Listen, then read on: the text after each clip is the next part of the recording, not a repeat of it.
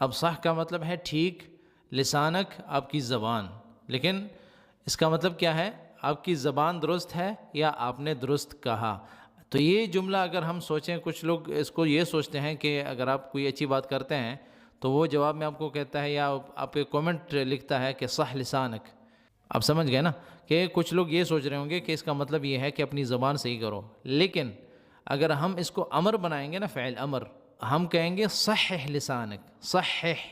صحح کا مطلب یہ ہے کہ ٹھیک کر دو، لیکن صح کا مطلب ہے فعل ماضی میں بات گئی. صح لسانک کہ آپ کی زبان نے درست کہا، آپ کی زبان صحیح ہے، آپ کی زبان درست ہے، آپ نے درست کہا، آپ نے بالکل اچھی بات کی، آپ نے صحیح بات کی. تو زیادہ تر جب آپ شعر پڑھتے ہیں یا کوئی اچھی بات کرتے ہیں یا کوئی ایسی بات کرتے ہیں جو پہلے کسی نے سنی نہ ہو، یا کسی کے دل کو لگے کوئی بات آپ کی اچھی لگے، تو وہ کہتے ہیں صح لسانک، صح لسانک.